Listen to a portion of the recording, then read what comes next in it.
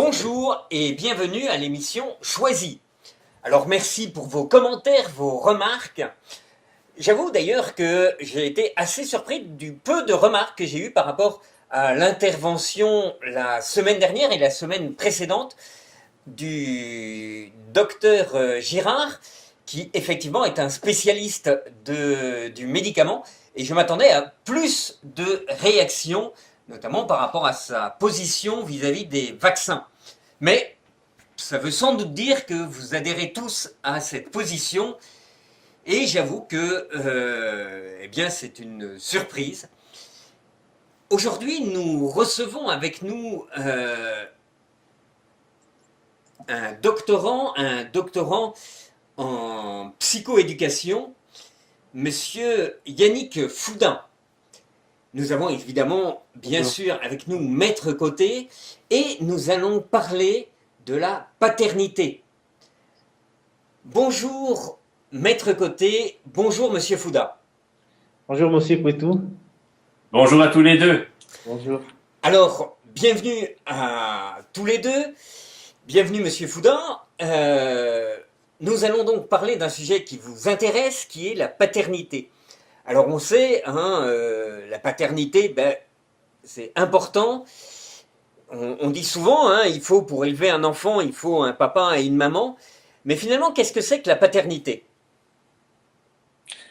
En fait, la paternité, c'est sûr que ça va vraiment de pair, ça va vraiment de pair avec le concept de parentalité en soi. Donc, un père et une mère pour un enfant. Et ce qu'on sait, c'est que actuellement, enfin, au niveau scientifique, c'est que les études montrent que les deux rôles sont complémentaires. C'est-à-dire que la mère a un rôle plus, comment je vais dire ça, de maternant, c'est-à-dire un rôle d'accompagnement et de protection, alors que le père va avoir un rôle plus de stimulation. Et ça se voit dès le début dès la naissance de l'enfant, à travers le style d'interaction que chacun des parents va avoir avec l'enfant. Donc le père est vraiment plus quelqu'un qui va pousser vers l'aventure, qui va pousser un peu l'enfant vers les limites, alors que la mère sera plus là pour veiller à la sécurité et éviter que l'enfant n'aille pas jusqu'à ses limites idéalement. Donc ça, c'est ce qu'on observe un peu, et c'est ce qu'on peut, la littérature dit un peu là-dessus. Alors, Maître Côté, est-ce que, d'un point de vue du droit, j'ai pas l'impression qu'on prenne ça en compte ? C'est-à-dire qu'on voit bien que beaucoup de jugements qui sont rendus en réalité en faveur de la mère. Notamment en droit de la famille, lorsqu'il est en contexte de jugement de garde d'enfants, c'est juste. Mais en regard du Code civil, je pourrais pas dire de mon point de vue que le Code civil établit une distinction entre le père et la mère du point de vue juridique de l'enfant. En fait, il y a une section dans le Code civil aux articles 155 à 166 sur la minorité. On définit ce qu'est juridiquement le mineur, ce qu'il peut faire, ce qu'il ne peut pas faire. Et par exemple, on dit à l'article 156 que le mineur de 14 ans et plus est réputé majeur pour tous les actes relatifs à son emploi ou à l'exercice de son art ou de sa profession. Donc, par exemple, un adolescent qui désire, à l'âge de 15 ou 16 ans, se trouver un emploi, comme c'est le cas chez McDonald's, disons, il peut faire les gestes seul. Ce geste-là de solliciter un emploi et de remplir toute la documentation relative à son embauche et à son activité professionnelle ou à son travail, ça, il peut le faire seul dès l'âge de 14 ans. Il y a certains autres actes, évidemment, qu'il ne peut pas faire, et c'est là que la loi dit que ce sont les parents, les titulaires de l'autorité parentale qui doivent agir pour lui. Mais la loi, le Code civil ne distingue pas entre la mère et le père pour ce qui est de l'exercice de l'autorité parentale. Le père et la mère sont tous les deux titulaires de l'autorité parentale et ils ont les mêmes droits et devoirs à l'égard de l'enfant. D'accord, vous êtes en train de nous dire que par rapport à la parentalité, il n'y a pas de distinction entre la maternité et la paternité. C'est ça, c'est que l'enfant et c'est relié au concept de minorité. Et le Code civil reconnaît que certaines personnes dans la société doivent être protégées, essentiellement les mineurs et les majeurs inaptes. Par exemple, les personnes âgées qui souffrent de maladies dégénératives, doivent faire l'objet souvent d'un mandat, d'une protection, d'un régime de protection, et c'est le fameux mandat en cas d'inaptitude. L'inaptitude qui se présente des fois en fin de vie, mais la loi considère aussi que le mineur est inapte, lui aussi, non pas en raison de son état de santé, mais en raison de son âge. Mais les deux situations, aussi curieux que ça puisse paraître, sont traitées de front, si je puis dire, par le Code civil, parce que il s'agit, selon le Code civil, de cas d'inaptitude où la personne titulaire de droit est inapte juridiquement à exercer ces droits-là, soit en raison de son âge ou de son état de santé. Et dans le cas de la minorité, le simple écoulement du temps fait en sorte que l'enfant, vieillit, prend de l'âge. À 14 ans, là, il recouvre une partie de sa capacité juridique pour poser certains actes, comme nous l'avons vu. À 16 ans aussi, il devient responsable au niveau de sa santé. Et à 18 ans, là, il obtient le droit de vote et il obtient le plein exercice de tous ses droits civils. Mais au fond, avant qu'il ne franchisse ces étapes, c'est l'enfant qui est titulaire des droits, mais c'est le titulaire de l'autorité parentale, son père et sa mère, qui les exercent en son nom. D'accord. Alors peut-être on fera une émission justement sur l'adolescence, je pense, la semaine prochaine, toujours avec Monsieur Fouda. Et justement, j'avais envie de poser une question, Jair, peut-être moins technique et peut-être un peu plus au niveau de la société à tous les deux. C'est-à-dire que, est-ce que vous pensez pas que concrètement, dans notre vie de tous les jours, finalement, il n'y a pas une importance plus forte qui est un peu comme notre société maternait, et puis un rôle du père un peu déprécié dans la société qu'on vit aujourd'hui, ce qui n'était peut-être pas le cas il y a de ça quelques années, où effectivement c'était peut-être plutôt l'inverse, c'était le rôle du père était très fort, et maintenant la mère était moins, en tous les cas à l'extérieur, moins forte.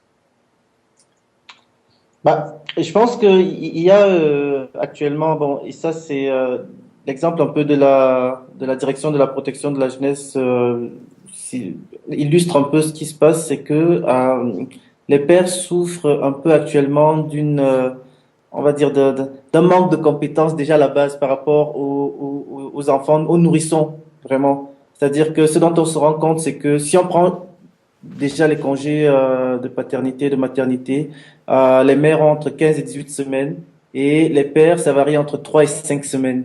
Donc, de congés de paternité, de parentalité qui sont payés, en plus des congés de parentalité qui sont rajoutés et qui sont partagés entre la mère et le père. Mais généralement, la mère reste à la maison plus longtemps. Et ce qu'on constate, c'est que pour les enfants, par exemple, qui sont signalés à la direction de la protection de la jeunesse, il arrive que pour la plupart des cas, les mères ont les compétences, des habiletés vraiment plus techniques là pour pouvoir changer la couche au bébé, pour pouvoir donner les premiers soins, plus que les pères ne l'auraient. Et donc ça joue un peu déjà en faveur des mères pour ces situations. Et l'autre chose que je pourrais ajouter par rapport à cette question est que on se situe aussi, en tout cas au Québec, dans un courant de féminisme fort qui fait en sorte que oui, les droits sont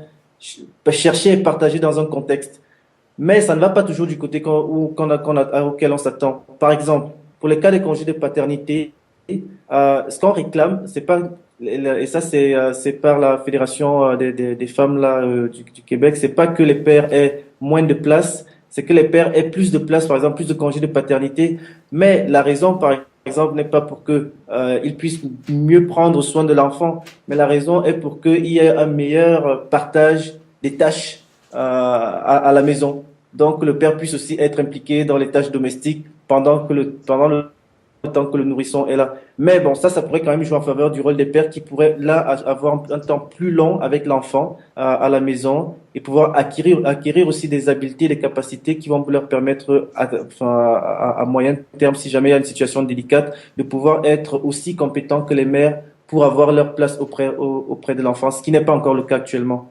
Plus de pères ont des difficultés là au plan technique, là, des habiletés à pouvoir s'occuper des enfants. Donc, la maman aura souvent plus de garde que le père en fonction de ça. Maintenant, quand même une bonne partie des couples, je ne saurais pas dire le chiffre, ça se partage de façon égale. Mais ça c'est régi par la loi. C'est-à-dire que c'est pas régi par la direction de la protection de la jeunesse, mais vraiment par la loi en tant que telle qui décide en fonction de certains critères et du jugement qui est rendu. J'ai pas compris le dernier point. Le point sur Que ça se partageait de manière égale. Qu'est-ce qui se partage de manière égale? c'est-à-dire que pour les familles où les parents, enfin, parce que la direction de la protection de la jeunesse, c'est quand même des parents qui sont, on va dire, enfin, qui éprouvent des difficultés. Donc, c'est pas la norme de la société. Et ce qu'on voit, c'est que au niveau de la norme de la société, c'est-à-dire que des parents qui sont capables, enfin, où les deux parents sont capables de se débrouiller avec l'enfant, au niveau des jugements qui sont rendus, il y aura une espèce d'alternance de garde. D'accord. Et quand nous, on vient évaluer les enfants, supposons que le problème arrive un peu plus tard, donc l'enfant a 5 ans ou à 14 ans, on se rend compte que il y a eu une alternance de garde, mais l'alternance de garde a peut-être créé d'autres difficultés à l'enfant en termes de stabilité. Mais que à la base, la loi a donné un jugement équitable un peu là aux deux parents. Ce que vous nous dites, c'est qu'il faut mieux que les deux parents soient ensemble pour que l'enfant puisse grandir de manière sereine. C'est toujours l'idéal, ça c'est toujours l'idéal, mais il arrive aussi très bien le cas où les parents sont séparés et l'enfant grandit. Ça va vraiment dépendre de la capacité des parents à être en collaboration et à mettre l'enfant au centre en fait, comment dire ça, à mettre l'éducation de l'enfant au centre et non que l'enfant devienne un peu, comment dire ça, comment dire ça, Un enjeu du conflit. un enjeu du conflit, voilà, merci. C'est ça. Et je pense que, comme Yannick le fait ressortir, il faut distinguer la situation où le couple est stable où les deux parents vivent ensemble et où la relation entre eux est harmonieuse, d'une part, de celle où il y a une situation de rupture entre les deux parents. Et la loi, à ce moment-là, interfère peu dans la vie des parents dont le couple fonctionne bien. C'est lorsque le couple connaît des difficultés, soit dans la relation entre le père et la mère d'une part, ou parce que les parents présentent des lacunes dans leurs compétences parentales, et là que la protection de la jeunesse intervient. Mais c'est dans ces situations-là que là, la loi essaie de suppléer par des règles et intervient de façon plus intrusive dans la vie des parents. Et c'est là que se pose la question de savoir est-ce qu'on fait plus confiance au père ou à la mère.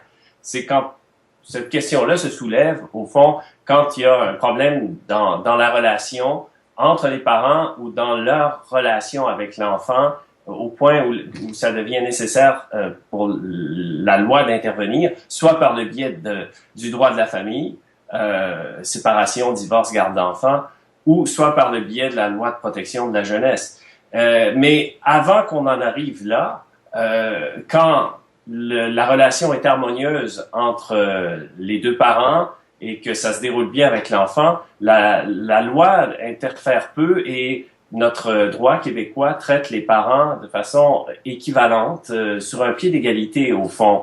La loi les considère tous deux comme des titulaires de l'autorité parentale et il n'existe pas une autorité paternelle puis une autorité maternelle qui serait différente sur le plan juridique. Cependant, comme Yannick l'a soulevé, quand le couple vit des problèmes et que là, soit un organisme comme la protection de la jeunesse ou un tribunal, un juge de la Cour supérieure doit intervenir, c'est là que on se pose la question de savoir lequel des deux parents est le plus compétent. Et même des fois, on se dit, ben, dans des cas de protection de la jeunesse, où on doit conclure que ni l'un ni l'autre n'est compétent, c'est là que se pose la question de confier l'enfant à un tiers ou à une famille d'accueil. Mais c'est ça.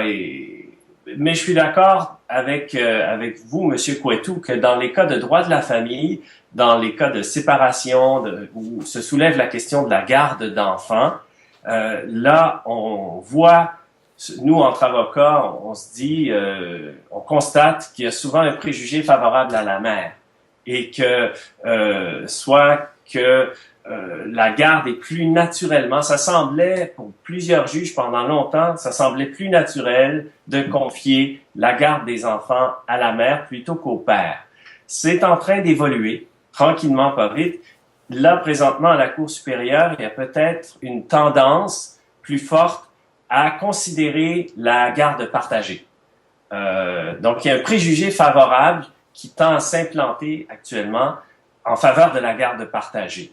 Et quand on se présente comme avocat à la Cour et qu'on représente soit le père ou la mère, on sent que de plus en plus de juges à la Cour supérieure nous disent ou se comportent comme s'il existait dans la loi une présomption en faveur de la garde partagée, puis qu'on doit expliquer au juge pourquoi on doit déroger à la garde partagée, parce que si on n'a pas de bonne raison, c'est ce qu'il va ordonner. Ça n'existe pas dans la loi, mais les juges se comportent comme si ça existait, de façon à être plus équitable envers les pères, parce que je pense que tout le monde est conscient que les pères étaient désavantagés dans des cas de garde d'enfants. Et peut-être d'ailleurs que, alors là c'est un a priori, je suis pas du tout spécialiste ni d'un point de vue juridique, ni d'un point de vue de psychologie, mais peut-être qu'effectivement, on se dit, ben, la mère est vraiment indispensable, notamment quand il est petit, et puis peut-être que plus il va grandir, plus en tant qu'adolescent, hein, encore une fois, on aura notre émission sur l'adolescence la semaine prochaine, mais en tant qu'adolescent, ben, peut-être qu'il a besoin d'un père qui va le structurer, l'aider à devenir plus autonome. Donc, est-ce qu'il n'y a pas, au niveau de la psychologie de l'enfance, je ne sais pas si d'un point de vue juridique c'est possible, mais une évolution comme ça de l'enfant, c'est-à-dire que les besoins d'un enfant qui a, j'allais dire quelques semaines ou quelques années, ne sont pas ceux d'un enfant qui a 10 ou 12 ans, quoi. Bah, ce qui se passe, c'est que pendant longtemps, il y a eu des recherches qui ont été faites sur le concept d'attachement, c'est-à-dire à savoir à quel point l'enfant est attaché à l'un ou l'autre des parents. Et donc pendant un bon bout de temps, on faisait les recherches, c'est-à-dire de façon équivalente. On testait la relation en fait parent-enfant de façon équivalente pour les mères et pour les pères. Et ce dont on s'est rendu compte, c'est que les pères, il semblait que ils avaient moins d'attachement par rapport à l'enfant. Donc ça a porté tout préjudice au père, jusqu'à ce que arrive Monsieur Daniel Paquette qui travaille, je pense, depuis 10 ans là-dessus, sur le concept d'activation, qui est un peu l'équivalent du concept d'attachement, mais pour les pères. Donc lui, il a beaucoup travaillé avec des chimpanzés avant. Et ce qu'il a constaté, c'est que les rôles étaient différents. Le rôle du chimpanzé mâle était différent par rapport au rôle du chimpanzé femelle. Donc, en arrivant à l'école de psychoéducation à l'Université de Montréal, il a donc commencé les recherches sur la relation d'activation, c'est-à-dire à quel point est-ce que quel est le rôle du père en fait par rapport à l'enfant. Et là, il a développé aussi tout un test qui vaut un peu test d'attachement, mais pour les pères spécifiquement. Et là, le test est plus orienté vers les jeux de bataille, vraiment vers l'activation, c'est-à-dire que le père le mot le dit vraiment là, qui active l'enfant, alors que les situations où on évaluait la mère, c'était plus des situations où la mère est capable de conforter. Donc, à quel point est-ce que l'enfant se sent en sécurité pendant que le parent est là, conforter, à quel point est-ce que le parent peut rapidement conforter l'enfant. Donc, c'est vraiment deux situations qui sont un peu différentes. Et là, les résultats commencent à montrer que l'activation est un facteur important au niveau de la relation père-enfant. et que des jeunes qui ont une sous-activation ou une suractivation, cet état va les conduire plus tard à l'adolescence à des problèmes d'agressivité, qui vont arriver à des problèmes de troubles de conduite et à des problèmes de délinquance. Donc, mais ça, c'est une littérature qui est toute récente, qui date de moins de 5-10 ans et qui est vraiment en plein développement par rapport à ça. Et Monsieur Paquet disait qu'il a eu beaucoup de mal à convaincre les organismes de subventionner la recherche sur les pères parce que les gens disaient, bah, ils trouvaient pas l'utilité de la chose parce que de façon naturelle, on disait, bah non, la mère, elle est là, l'enfant a une relation d'attachement à la mère, c'est la mère qui est importante et pas les pères. Donc, on va gaspiller des sous pour rien. Donc, mais là, actuellement, les études le montrent que l'impact du père par rapport à la capacité à activer l'enfant dès nourrisson, hein, c'est-à-dire que c'est pas à un certain âge, c'est vraiment en tant que bébé, ça va lui permettre de réguler son agressivité. Parce que quand il joue avec le père, bah, il doit, à un moment donné, c'est le père qui le calme, que bon, là, si tu es allé trop loin, faut te calmer. Donc, il y a un rôle de régulation de l'agressivité et de la combativité, comment dire ça, de cette stimulation qu'il y a entre garçons, généralement, qui va faire en sorte que lorsque l'enfant est socialisé en garderie, lorsqu'il est socialisé à l'école, bah, il a déjà acquis avec son père des capacités d'autorégulation au niveau émotionnel et au niveau de l'agressivité qui vont lui éviter d'aller vers des trajectoires de délinquance et d'autres troubles associés. Oui, Monsieur Couettou, sous l'angle juridique, ça rejoint, pour des raisons différentes, bien sûr, mais ça rejoint les observations que Yannick vient de vous faire. C'est que nous avons eu en droit pendant plusieurs années une théorie qu'on appelait la théorie de l'âge tendre. Ça n'existe plus vraiment maintenant. C'était dans les cas de garde d'enfants, on disait, ben écoutez, pour ce qui est d'un enfant en très bas âge, la mère est sans doute mieux placée pour prendre soin de lui. Et c'est il y avait comme une présomption dont la mère bénéficiait pour les petits bébés. C'est moins vrai, beaucoup moins vrai que ça l'était auparavant. Cette théorie-là même a été, dans certains jugements, carrément mise de côté parce que elle était liée au mode, au couple qu'on dit traditionnel, c'est-à-dire la mère restait au foyer, le père gagnait les sous à l'extérieur, allait travailler à l'extérieur. C'est la famille traditionnelle. Cependant, ce modèle-là est de moins en moins universel, si je puis dire. On rencontre des couples qui s'organisent différemment de ce modèle-là. Par exemple, on peut penser à une mère qui travaille à l'extérieur et un père qui travaille à domicile parce qu'il a des contrats et tout ça. Et il est de plus en plus fréquent de voir des couples où finalement c'est le père qui passe le plus de temps avec les enfants et même des fois des enfants en bas âge. Alors là, à ce moment-là, c'est de savoir lequel des deux parents représente une figure dominante auprès de l'enfant. Et souvent, c'est la question que les juges se posent. Lequel des deux parents occupe finalement une place plus importante dans la vie de l'enfant. Bon, ça fait en sorte, à ce moment-là, que cette théorie de l'âge tendre qui privilégiait la mère a été mise de côté. Néanmoins, de nombreux pères estiment que lorsque la garde d'enfants doit être tranchée par le tribunal, qu'ils sont préjudiciés, qu'il y a des préjugés à leur encontre. Le même genre de préjugés qui, sans doute, ont fait en sorte, dans ce que rapportait Yannick, que on veut pas subventionner des études pour prouver que les pères ont leur place finalement. C'est ce genre de préjugés-là qui fait que des fois, les pères ont l'impression qu'ils ne sont pas traités équitablement par les tribunaux. Et ça a donné lieu à certains mouvements, par exemple le mouvement Father for Justice, les pères qui réclamaient plus de justice dans les affaires de droit familial devant les tribunaux, avec des gestes d'éclat dans certains cas, comme vous vous en souviendrez.